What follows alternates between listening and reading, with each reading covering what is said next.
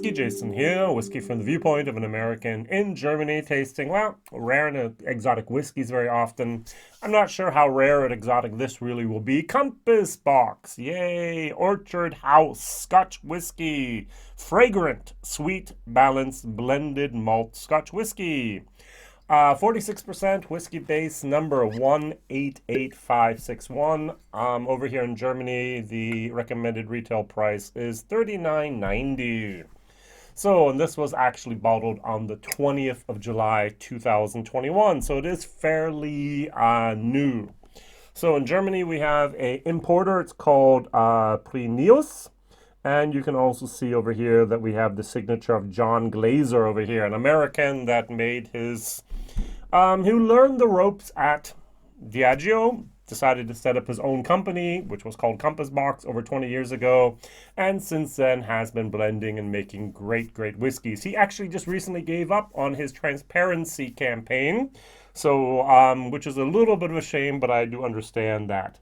All right, so what am I going to compare it to? I'm going to compare it to the Artist Blend, which is Scotch whiskey, not blended malt Scotch whiskey. This only has single malts blended together, 100% malted barley. This has grain whiskey and malted barley in it. This is fruity, creamy, and rich. 43%. Over here in Germany, I pay €2 less for this. So this is 37, this is 39. So I thought I'd compare the two of these. If you have a bottle that is the Artisan Blend and it looks a little bit different, new label, new design, that's probably the reason why as well there. All right, so as I mentioned, what you have to do if you want to know about what you're drinking from Compass Box is you go to their website. That is actually called then www.compassboxwhiskey.com, one word. And then you go to the Orchard House. What I did is I typed into Google Orchard House Compass Box, boom, was automatically there. And then they have the nice little thing, recipe and fact sheet download, which I did because then you get all this great information there. So what do you get? First of all, you get some little tasting notes and so on. So this is the new to the Compass Box core range, all malt and quite the all-rounder. Orchard House features some of Scotland's finest whiskies. Ooh, a lively and fragrant sipper with a light oak influence, perfect for the home bar. Not really sure about that. So it says here, serving recommendations. That's where I get a little bit worried sometimes. It says here, for example, vibrant when neat. Okay. Syrupy when enjoyed on the rocks. I don't care. You can enjoy it on the rocks if you want. And then enjoy as a boiler maker alongside a crisp pale ale or pilsner for a delightful pairing. I'm not a guy who does boiler makers. So sorry. Take a sip of beer, take a shot of whiskey. Not really my cup of tea. All right. So there was the Transistor from Compass Box, which was also a boiler maker. So I should have compared it to that. I actually have a little bit left over in my other shelving unit over there, but I went for this instead. So 46% natural color, yay. Non-chill filtered, yay. And it's a blended malt Scotch whiskey. Now what's really, really interesting is that they now call the person who's responsible for this blend a lead whiskey maker. And that is not John Glaser. John Glaser, due to COVID and so on, was stuck a little bit in the States for many, many months, if not even for a whole year. And he wasn't actually in Scotland for a while there. And he actually has a protege, and the protege's name is James Saxon. I think James Saxon might, John Glaser, might actually have even a better palate than John Glaser. And he actually has the ability to create great things. Now, Compass Box has been around for 20 years now. And so what I think they have started to do, I have a couple people online that will confirm this as well. I'm not sure, I haven't read anything online directly from Compass Box, is that they're not buying stocks from brokers. They're actually now have started, hopefully for 10 years ago or so, buying new make directly from the distilleries. Buying those barrels, bringing it on their own distillery to their own warehouses. They don't have a distillery. They are bonders. They are whiskey makers. They do not produce whiskey. They are blenders. And so they actually have their barrels there lined up, and they can therefore then create their own whiskeys. Now, what did they do here? So what they did is they took 39% from Linkwood Distillery. Mwah, I love my Linkwood. So these were first filled bourbon with barrels, and it was all single malt, of course. Everything here is single malt, and that should give an awesome apple blossom moment, a little bit of vanilla. So they also had 29% of Clynelish. Ooh, we like Clynelish, don't we? All right, so also first fill bourbon barrels, and this is maybe apple. This is wax. This might be a little bit of that honey moment. And they actually had 20% from Benrinnes. Oh, okay. I'm not the biggest fan of Benrinnes, but the new Flora and Fauna Benrinnes that just came out with the next release here in 2021 was actually nice. I really liked it. So we can have some fudge, we can have some apple again, and we can have some malt. So we have apple blossoms, we have apple, we have apple. So we're going to have a lot of apples. So orchard, oh, looky here, look the label, apples. All right, so that's what they were going for. So if you take a look at that, we have 20, we have 39, we have 29. So if we take these and add them all up, we have almost 90% here. Not exactly, it's 88%. Of these three distilleries. And then they added a little bit of spices here. So what they did is they took a distillery near the town of Aberlour. Why they don't use Aberlour or why they have to use a different name, I don't know. It was with the circus, the same thing. They couldn't name the distillery. And that was a revatted Oloroso sherry seasoned butt, 8% red apple again, sultana and malt. And then they had the Highland malt blend, which I love doing. They take from three different distilleries, and those three different distilleries are Glenmorangie, Balmenach, and Tomaten, and they place this whiskey in custom French oak barrels that are heavily toasted. And so you get a chocolate moment, you get a cinnamon, you get some ginger in there. That's just only 2%. That's just like adding a little bit of salt to your soup, all right? Not too much.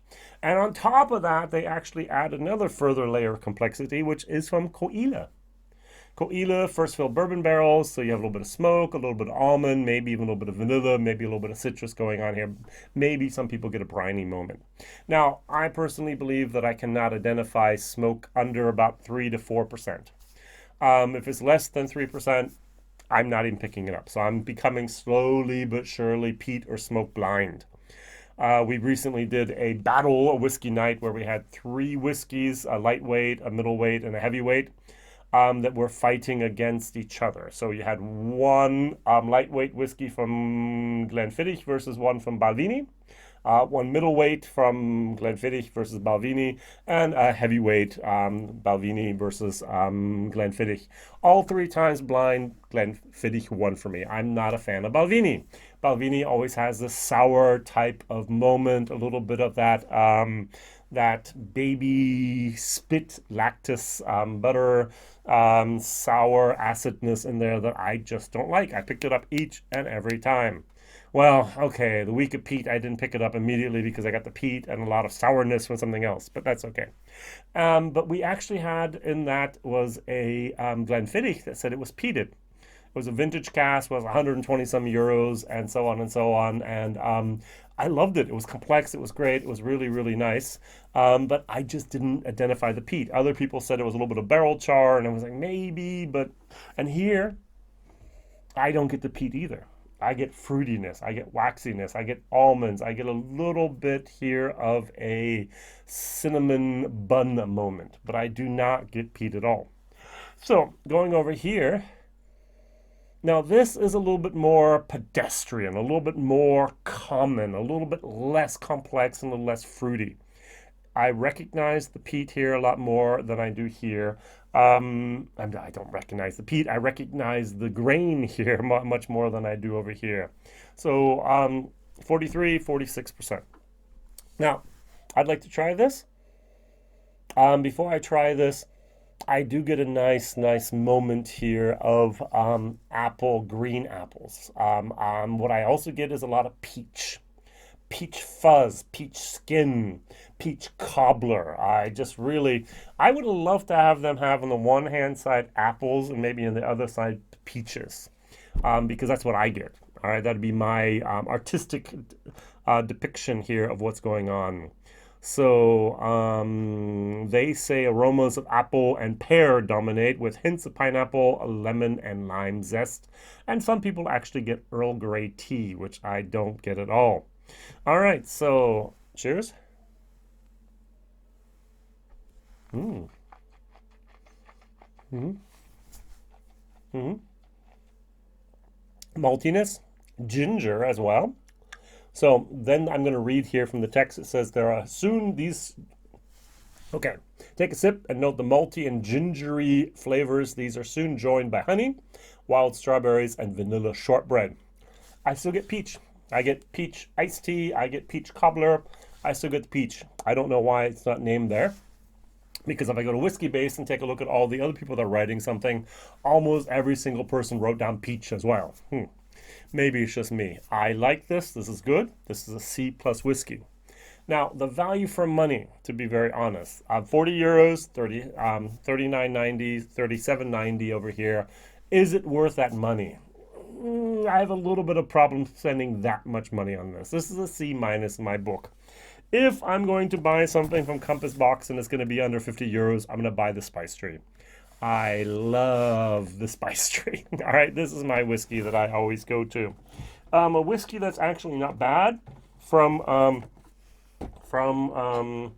here, the Compass Box. I'm just trying to find it. Is the Spaniard.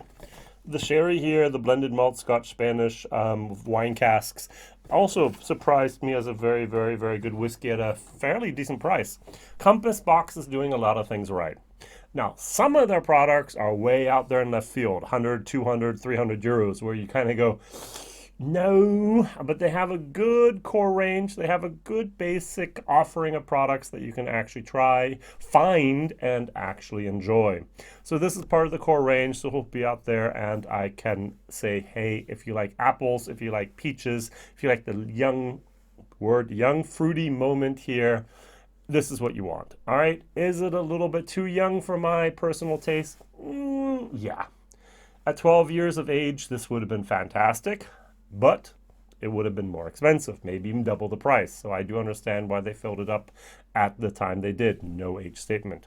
Going over here to the Artist Blend, our fruity, creamy, rich. I'm not really sure about the creamy part.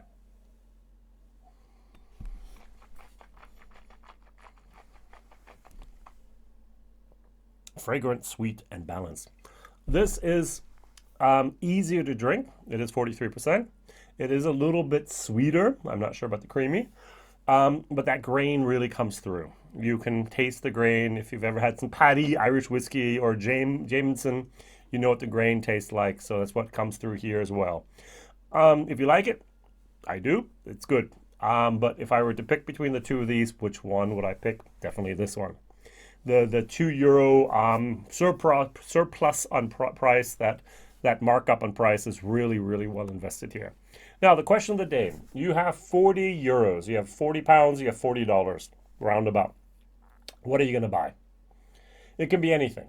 It can be something from Scotland. It can be something from Ireland. It can be something from Germany or France or Scandinavia or Canada, USA, Japan, wherever you are.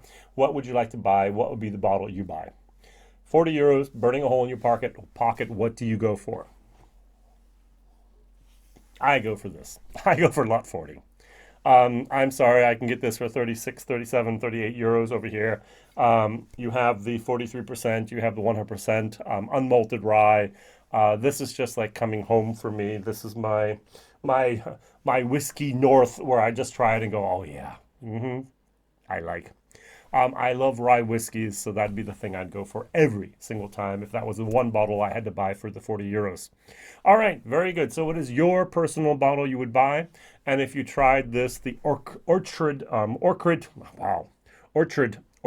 House, what are your notes there? And if you don't want to talk about the 40 euros, what is your favorite Compass Box product? Write that down also as well. Get a little bit of dialogue going. I do comment on every single post. I do reply to every single comment you post. So thank you very much. WhiskyJason here, whiskey from the viewpoint of American over here in Germany. tasting rare, I'm not sure, but this is new. And exotic whiskeys, thank you very much for liking, subscribing, telling others, and maybe even sharing this video on social media someplace. All the best. Bye-bye.